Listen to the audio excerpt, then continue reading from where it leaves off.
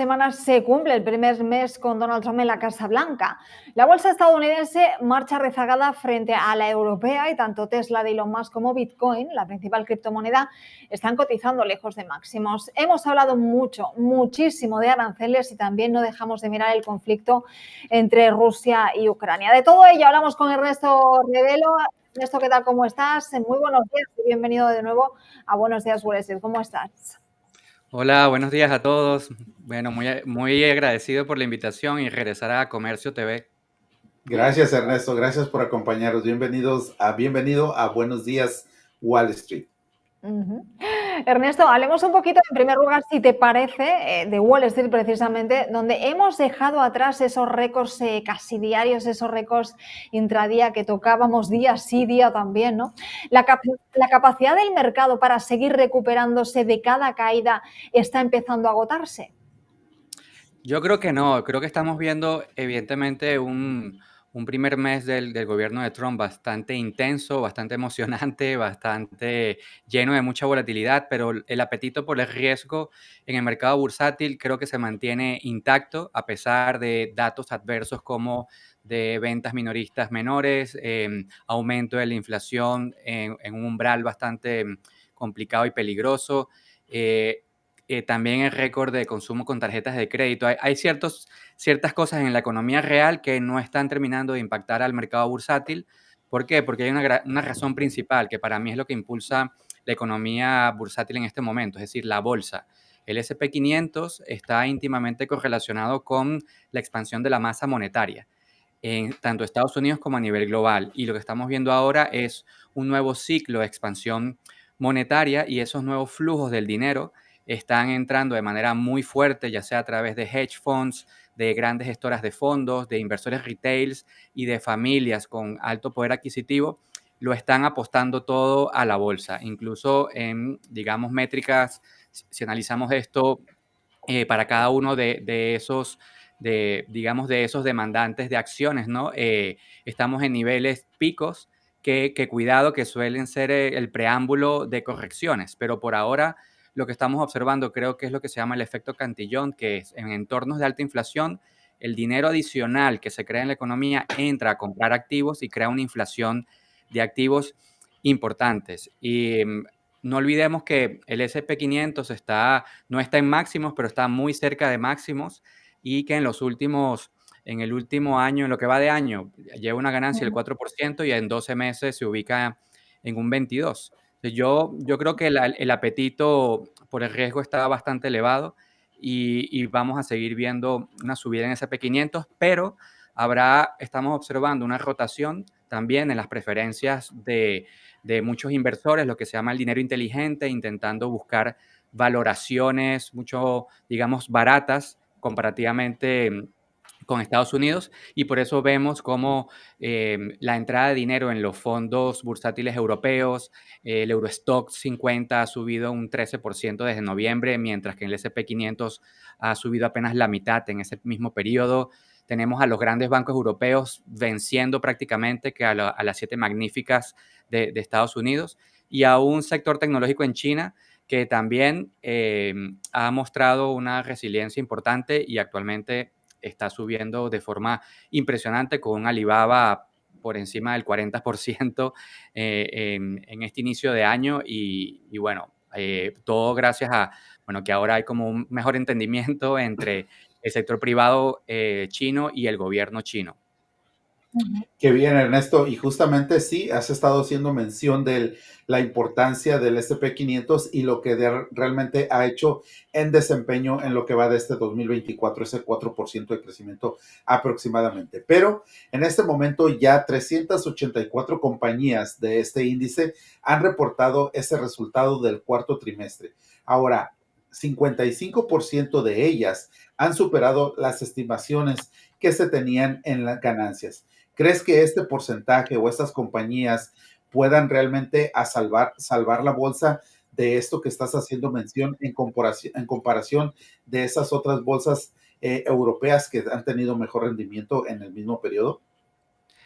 Sinceramente, yo no le presto mucha atención a esas expectativas de ganancias, porque muchas veces suelen colocar un listón bajo para luego decir que se vencieron las expectativas, o incluso hay veces son expectativas extremadamente altas, y aun cuando la empresa logra tener buenos datos, no puede superar ese listón tan elevado, y entonces la acción cae de forma, digamos, eh, contraintuitivamente, ¿no? Entonces, yo lo que sí analizo más es la tendencia que muestran los márgenes de ganancia de las empresas y los beneficios. Si esa tendencia es creciente, entonces uno pudiera decir que el sector bursátil está, de alguna manera, goza de buena salud. Pero cuando analizamos el S&P 500 y nos metemos en el índice, resulta que hay una divergencia muy fuerte entre las 10 principales empresas, o digamos las tecnológicas, y el resto. Entonces, cuando analizamos los beneficios de las Big Tech, se han duplicado en los últimos 5 años, pero el resto de las empresas del índice bursátil se ha estancado, ¿vale? Y es allí donde considero yo que hay que analizar mejor las cosas.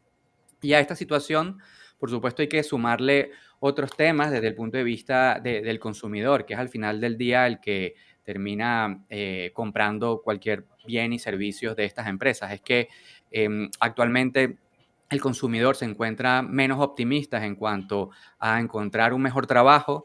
Estamos viendo unas ventas minoristas que cayeron en enero más de lo esperado, en menos 0,9%, y temas preocupantes como la probabilidad de no realizar pagos para quienes ganan más de $100,000 ha alcanzado el nivel más alto en 10 años. Yo sé que parece un trabalenguas, pero sencillamente es el nivel de morosidad que se está observando en diversos estratos, en diversos percentiles de ingresos.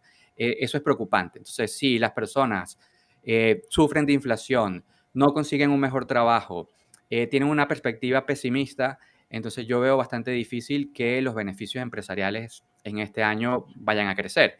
Pero como te comenté al inicio, yo creo que es que la masa monetaria es lo que está impulsando la gran entrada de dinero al mercado bursátil, pero no necesariamente el dinero de las familias de la clase media, sino de los grandes capitales.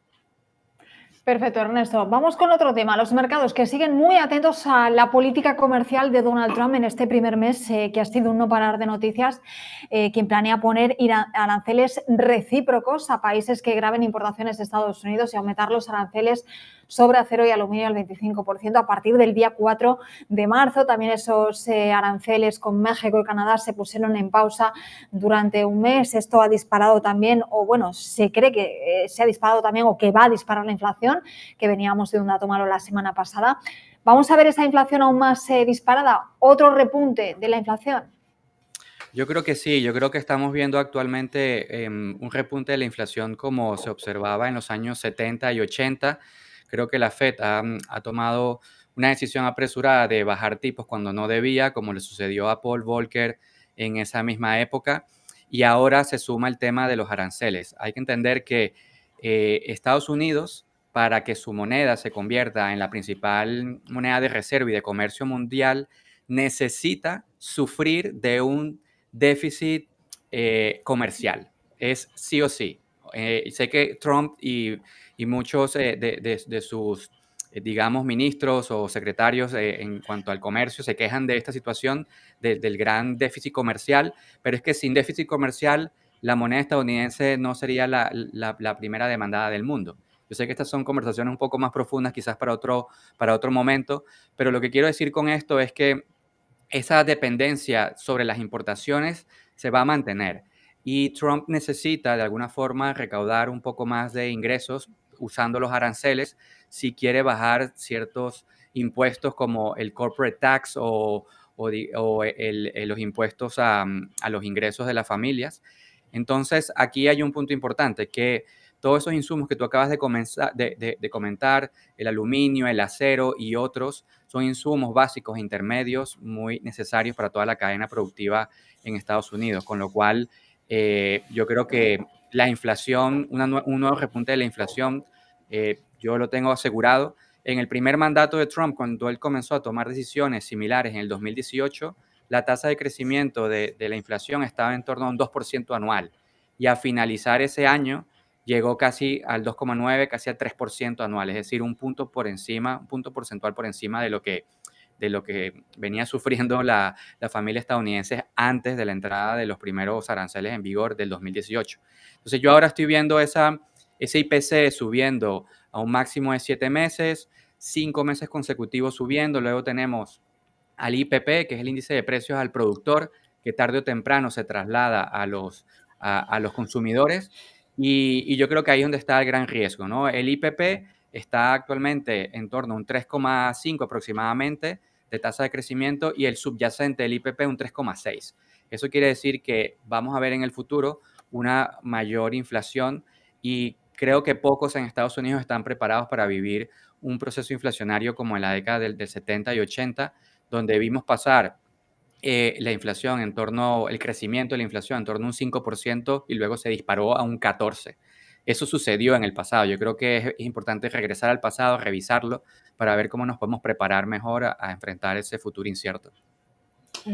La verdad que sí, muchas noticias y propiamente que sí, debemos de ver qué es lo que ha sido en el pasado para darnos una pequeña idea. No significa que va a suceder, pero sí podemos entender un poco de lo que podría estar sucediendo. Pero Ernesto, continuando hablando de Donald Trump, que está prometiendo ponerle fin a la guerra entre Ucrania, ¿qué podría afectar a los mercados energéticos globales propiamente? ¿Cómo esperas que esto se vaya a desarrollar?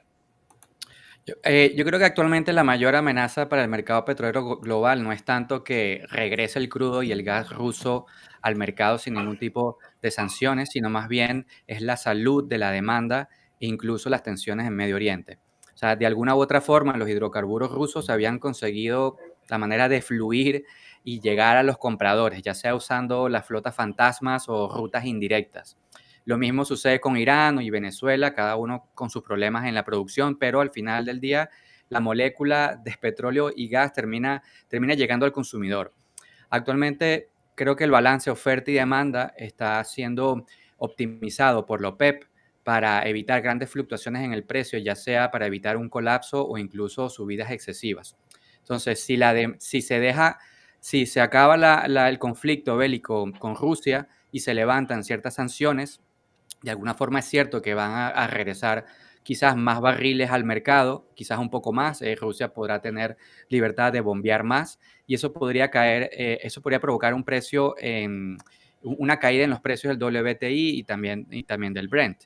Pero cuidado con eso, porque aunque Trump diga o exija que quiere precios bajos, eso podría afectar a su industria nacional, porque Estados Unidos es el mayor productor de petróleo del mundo, pero hay que ver que está produciendo a máxima capacidad con una caída en los taladros activos y cualquier nuevo proyecto o la entrada de nuevos taladros para perforar no son económicamente viables si el precio del petróleo del WTI por lo menos no está por encima de $60 por barril. Entonces, hay que tener cuidado con eso. Los precios actualmente en el rango en que están, entre 70 y 80, permite que los nuevos proyectos de petróleo se puedan desarrollar dentro de Estados Unidos y eso en el futuro sí podría quizás promover menores precios, pero por ahora, si no se garantizan ciertos precios estables, ningún productor en Estados Unidos va a mover un dedo para activar nuevos taladros para producir más.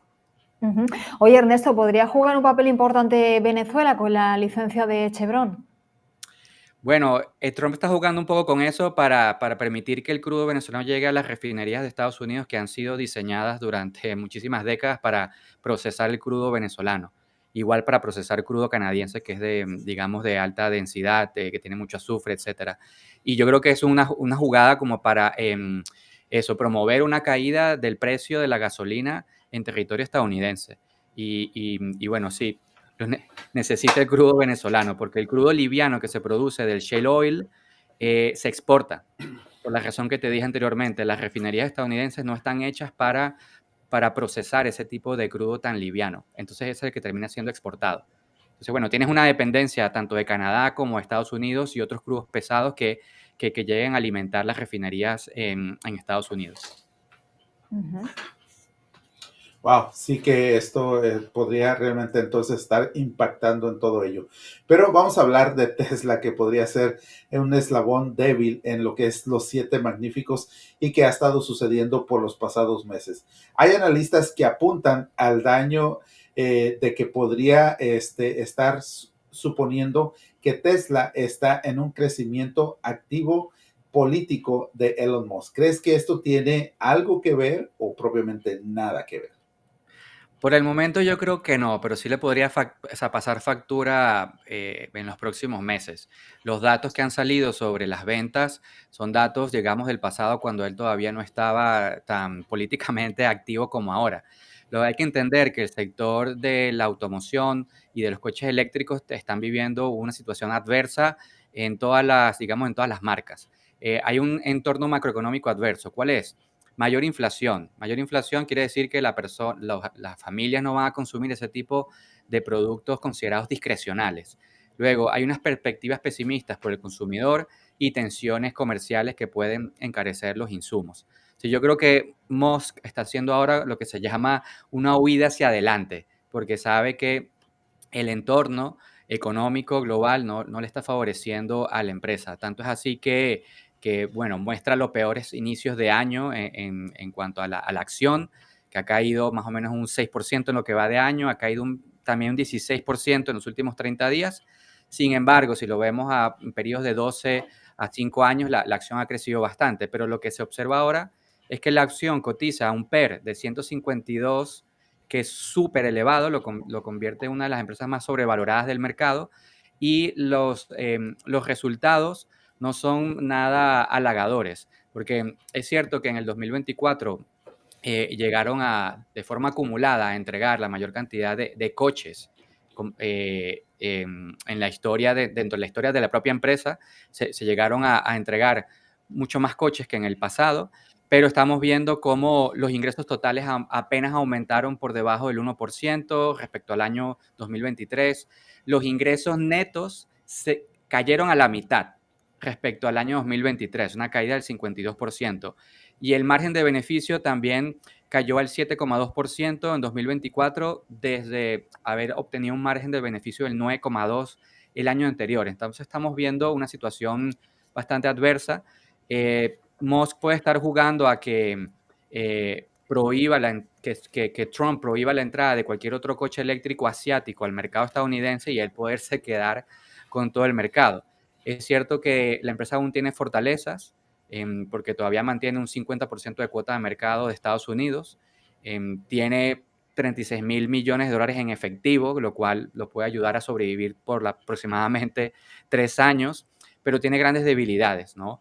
Una de las debilidades es ese activismo político que puede provocar rechazo por los consumidores. Tenemos las tensiones comerciales que pueden provocar aumento en los insumos de las ventas. La competencia de China en otros mercados, está su competidor, que es la marca BYD, ¿no? BYD, que vende más coches que la propia Tesla.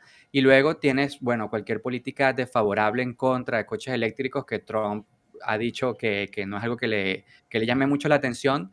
Entonces yo generalmente no entiendo muy bien esa relación que hay entre ellos dos, porque Trump es muy pro petróleo y Tesla no tiene nada que ver con la industria petrolera. Así que bueno, veremos cómo le sale la jugada durante este año, a ver si los soportan o se mantiene durante los 4 años también al lado de Trump. Bueno, y ahora con la incursión, ¿no?, que estamos viendo recientemente de nuevo en la inteligencia artificial, en nuevos proyectos, en fin, no para Elon Musk. Es que parece que quiere estar en todos lados, en todos lados. Vamos a hablar de otra compañía de la que estamos también mencionando muchísimo, ¿no?, en estos últimos días, justo acabamos de hablar de ella hace un ratito, es Meta, ¿no? Aunque a finales de enero las acciones habían registrado un leve retroceso, la compañía viene de una racha histórica que ya no sé si son 19 o 20 días consecutivos de subidas, con una cotización que ha aumentado más de un 22% en lo que va de año. ¿Podríamos decir que es una de las compañías más seguras a día de hoy? Bueno, a ver, seguridad no existe en ningún lado, ¿no? No me gusta utilizar esas palabras Cambiamos tan el término. marcadas. Sí, Ujú. pero sí es bastante prometedora, eso sí, porque estamos observando que actualmente la su acción está cotizando en torno a los $700 aproximadamente, pero si analizamos un poco ciertos análisis técnicos, aunque yo no soy trader, pero me gusta ver las medias móviles y el cruce de medias móviles y luego también hacer un análisis fundamental de los estados financieros de la empresa, nos estábamos dando cuenta que tiene un potencial de subida que incluso muchos analistas, digamos, más expertos que yo, comentan que la empresa podría llegar a valer unos $900 la acción. Y si esto llegara a suceder, creo que la empresa ha mencionado que desea hacer un split de acciones, pero un split muy particular porque desea tokenizar las acciones, con lo cual estaría revolucionando totalmente la tenencia de la propiedad de la acción a través de la tecnología blockchain. Es algo que actualmente no sucede con ninguna acción. Ninguna acción se ha tokenizado y Meta está comentando que, bueno, le gusta la idea, ¿no? Ahora, desde el punto de vista de por qué está rompiendo hacia el alza y por qué está repuntando, es que, bueno, tienen números impresionantes en cuanto al crecimiento de las ganancias por anuncios, que aumentaron un 14% de manera interanual en el último trimestre. Luego, interesante es que la empresa ha anunciado una expansión de capital, un CAPEX, ¿no? La inversión en CAPEX. Quiere hacer una inversión este año de unos 65 mil millones de dólares, lo cual es muchísimo, pero la empresa ha demostrado en poder monetizar rápidamente esos altos desembolsos de capital y que lo está haciendo de una manera mucho más óptima que Alphabet y Microsoft y otras empresas que están invirtiendo en la inteligencia artificial. Y un dato importante, que la empresa dentro del sector tecnológico es la que está, digamos, razonablemente valorada, con un PER de aproximadamente de 30, lo cual la convierte, digamos, como la empresa con precio más justo, entre comillas, dentro del mundo tecnológico, incluso mejor que Apple. Entonces, yo creo que las proyecciones de ingresos que actualmente, todos los ingresos que ellos han obtenido por las aplicaciones aumentaron de manera interanual en un 21%. Y eso es bastante importante. Luego también los márgenes de ganancias han aumentado, los beneficios por acción han crecido en un 50% versus el mismo trimestre del año anterior. Y entonces, más allá de cualquier anuncio extravagante de inversión en inteligencia artificial, lo que Meta está demostrando que está monetizando de manera muy rápida todas las inversiones que están haciendo para expandir su negocio utilizando, bueno, todo lo que tiene que ver con la última tecnología. Bueno, interesante también todo eso, ¿verdad? Ver cómo esta compañía está, así como tú lo has mencionado, creciendo y que no ha dejado de estar aumentando. Realmente en lo que va de este 2025, pues sí, vemos cómo ese crecimiento ya está en más del 22%. Ahora, también te quiero preguntar, aprovechando tu conocimiento y tu información que tienes, aquí en los Estados Unidos, propiamente, las principales empresas de industria militar han sufrido fuertes pérdidas en los mercados propiamente esas compañías que se intercambian en acciones, tras el anuncio de que el presidente Donald Trump está viendo la posible reducción del presupuesto de la defensa a la mitad del costo. ¿Qué es lo que tú tienes en opinión al respecto? Bueno, es interesante ver esa lucha que va a tener Elon Musk y su equipo de Dodge digamos, contra el Pentágono, ¿no? Que por ahí hay muchos recursos que no se han auditado nunca, que llevan más de 7 años sin poder demostrar hacia dónde se va el dinero en las cuentas del Pentágono y en defensa. Así que es una lucha bastante intensa e interesante ver los toros desde la barrera.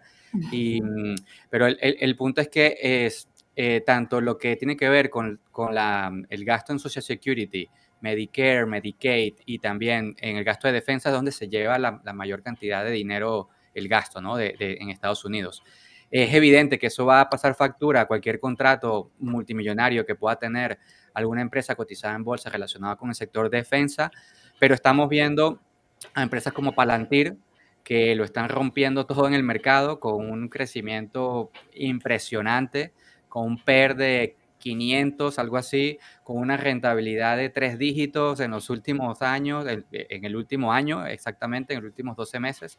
Y esa es una empresa relacionada con el sector, digamos, de seguridad nacional y defensa. Entonces, a ver, hay que analizar acción por acción, empresa por empresa, para ver cuáles son las que podrían salir afectadas o no. Pero es evidente, si hay un recorte en el gasto de defensa y aeroespacial, es probable que veamos muchas empresas sufrir desde el punto de vista de cotización de mercado. Y bueno, y como unas son de cal y otras son de arena, de este lado del mundo, resulta que ayer se reunieron todos los líderes políticos de los gobiernos de aquí de Europa y están pactando un mayor gasto en defensa. Y eso que produjo de ayer para hoy un crecimiento importante en la mayoría de las acciones que cotizan en bolsa relacionadas con armamento, pero las empresas europeas de armamento. Entonces yo creo que el inversor va a tener que fluir de invertir en las empresas de defensa de Estados Unidos hasta a las empresas de defensa europeas, porque aquí en Europa los gobiernos se van a armar hasta los dientes para de alguna forma garantizar o contener lo que ellos han dicho, contener las intenciones de Putin de hacerle daño, entre comillas, a Europa. Aunque la guerra al final se termine disipando y firmando una paz, los negocios para armarse van a seguir estando allí. Aunque no se lancen las bombas, las empresas se van a seguir, perdón, los gobiernos se van a seguir haciendo gastos importantes en defensa y bueno, si lo ves históricamente, las inversiones en ese sector han superado con creces al S&P 500 en los últimos 40, 50 años. Así que hay un sector allí que sigue creciendo sí o sí, porque bueno, lamentablemente así funcionamos los seres humanos, ¿no? Bueno, estaremos también muy pendientes de las noticias relacionadas con todas estas noticias en cuanto a la guerra de Ucrania. Recordemos que Rusia y Estados Unidos acuerdan sentar las bases sobre una negociación futura en el tema de Ucrania y que también, ¿no?, la Unión Europea está pidiendo un papel protagonista en esa mesa de negociación, aunque de momento parece ser que Donald Trump les ha negado, ¿no?, a los europeos pues tener ese papel protagonista. Vamos a hablar mucho de la guerra de Ucrania en los próximos días. Vamos a hablar ahora del oro, Ernesto, porque la potencial demanda de oro en 2025 va a ser más fuerte que en 2023 y 2024. Al final es el valor, ¿no?, al que acudir, ¿no?, cuando las cosas no van del todo bien, se podría decir así en los mercados. Te pregunto, ¿los flujos van a salir de la renta variable para irse al oro, que está también cerca de cotizar en los $3.000?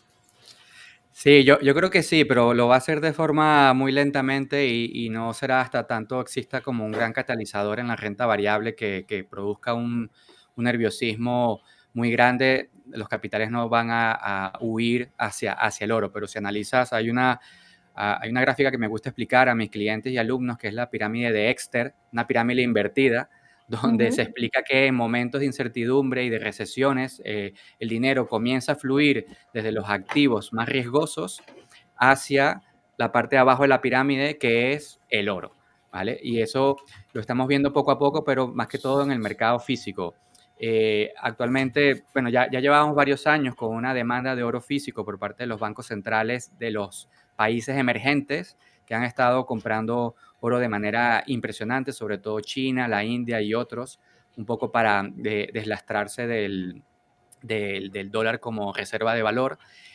Pero ahora está sucediendo algo que no se tenía pensado. Bueno, algunos lo teníamos pensado, pero quizás sea una sorpresa para la mayoría, que resulta que la cantidad de oro que se está solicitando desde Estados Unidos eh, en las bóvedas de Londres es impresionante. Es decir, los inversores en el mercado de futuro que está en COMEX en Nueva York están pidiendo la entrega física del oro, algo que no suele suceder cuando los inversores en el mercado bursátil, los especuladores, invierten en contratos de futuros u otro tipo de instrumentos financieros como ETFs, no suelen solicitar la entrega física. Ahora sí lo están haciendo. No sé cuáles son las razones, pero me imagino es que quieren tener el oro cerca de casa y ahora resulta que hay como listas de espera para que las bóvedas que están en Londres, que es donde se han acumulado la mayor cantidad de oro desde los años 1600, los coloquen en un avión y los lleven a Londres y que estén en bóvedas de los grandes bancos, los principales bancos del mundo, como JP Morgan u otros. Y es una situación que da para pensar mucho. Y por eso es que yo al principio de año estaba contento con un precio del oro en torno a los 3.000, pero yo creo que ahora deberíamos ir considerando un precio del oro a los 3.500. Y yo creo que la situación está, de alguna forma, los astros están alineados para que eso suceda. Tenemos un entorno geopolítico a favor del oro, una inflación que repunta, unos inversores que no creen en el rol de la Fed que pueda controlar la inflación. Tampoco los grandes inversores creen en la reducción, digamos, de los déficits presupuestarios en Estados Unidos. Y hay otros que están muy nerviosos en cuanto a esas valoraciones de las acciones que pueden ser el preámbulo de una corrección. Y si todo eso le sumamos la desdolarización, la desglobalización, entonces es el entorno perfecto para que el precio del oro siga subiendo por encima de los 3.000 este año. Bueno, Ernesto, y hablando del oro, vamos a hablar del oro digital, el Bitcoin, que realmente se está cotizando como no se esperaba. Realmente se creía que cuando Trump llegara al poder, pues tendría mucho más valor. ¿A qué crees que se debe que está pasando esto? Realmente el Bitcoin podría considerarse como el activo definitivo en tiempos de incertidumbre financiera o geopolítica, pero quiero aclarar que el Bitcoin ha caído más de un 10% de su nivel más alto, alcanzando los $109,000 hace aproximadamente un mes a la fecha. Bueno, a ver, como pueden ver en donde estoy aquí en mi casa, soy fanático de Bitcoin, pero no quiero que eso sea ninguna recomendación de inversión. También pudiera tener un lingote de oro a la mano, pero yo creo que el precio del Bitcoin actualmente está oscilando de manera saludable en torno a esos 90 o 100.000. Siempre y cuando se mantenga en ese rango, a mí me parece súper saludable que pueda consolidarse en ese rango. Yo no soy trader, yo no especulo, yo invierto para el largo plazo y así también le enseño a mis clientes y alumnos, pero me gusta analizar cosas como el mapa de calor de la media móvil de las últimas 200 semanas, el multiplicador de la media móvil de los últimos 2 años, el modelo de largo plazo stock to flow, comparar la liquidez global frente al Bitcoin y también uno que me encanta que es el gráfico del arco iris del Bitcoin. Todo eso son métricas de los ciclos. Y lo que yo estoy observando actualmente es que el Bitcoin se está en un proceso de consolidación que luego pudiera darnos grandes alegrías porque la entrada de dinero institucional se está incrementando muchísimo. Lo que se está viendo desde que llegó Trump al poder ha sido una venta por parte de los inversores retails que han tenido miedo y que se han dejado llevar por cualquier mala noticia, pero estamos viendo una acumulación importante de los grandes capitales, lo que se llaman las ballenas. Entonces, también estoy observando que la cantidad de Bitcoin que se está dejando en las exchanges está alcanzando un mínimo de 3 años. Eso quiere decir que la gente está retirando el Bitcoin de la exchange y guardándola en su propia custodia, en su autocustodia. Y eso es un indicador de que nadie quiere vender, con lo cual el activo se hace cada vez más escaso. Y si tenemos ahora que, por ejemplo, una situación muy particular, que se van a comenzar a reembolsar el dinero que se habían robado los chicos de FTX, que ahorita vienen unos reembolsos aproximadamente de 18.000 millones de dólares, es probable que ese dinero vaya a fluir a la compra nuevamente de Bitcoin y de otras criptomonedas. También desde el punto de vista de análisis fundamental, yo considero que los astros también están alineados para una subida del Bitcoin. Hay una aceptación por parte de gobiernos, hay un entorno amigable desde el punto de vista regulatorio, hay una adopción masiva tanto de personas retails como grandes capitales y gestoras de fondos y bancos. Incluso ya los bancos en Estados Unidos van a tener la posibilidad de, digamos, guardar Bitcoin para sus clientes, algo que es totalmente disruptivo. Y entonces, y así con diferentes otros factores que yo creo que van a terminar impulsando el precio por encima de los 100.000. Quizás en este año podamos estar viendo unos 150.000 y quizás otros 200.000 para el año 2026, pero a ver, paso a paso, que nadie pierda la calma. Esto es una carrera de largo plazo y no me gusta tomar decisiones especulativas, sino pensando para los próximos 5 años. Perfecto. Oye, Ernesto, ha sido un placer charlar contigo, como siempre, gracias por estar con nosotros. Y bueno, seguiremos hablando de mercado, seguiremos hablando de inversiones, seguiremos hablando de la geopolítica, datos macroeconómicos, en fin. ¿Dónde te seguimos, Ernesto? Sí, me pueden seguir en LinkedIn, colocan mi nombre y me siguen allí perfectamente, y también en Instagram estoy como ernesto.revelo en esa red social. Así que bueno, los espero muchísimo por esos lugares. Léanme, me pueden escribir, preguntar, siempre estoy interactuando con todos. Contento de poder conversar estos temas con ustedes también aquí el día de hoy. Un Bueno, placer, como siempre. muchísimas gracias Ernesto. Y bueno, te esperamos próximamente para que nos traigas más información sobre lo que acontece en la bolsa de valores y los mercados a nivel mundial. Feliz tarde Abrazo. para todos.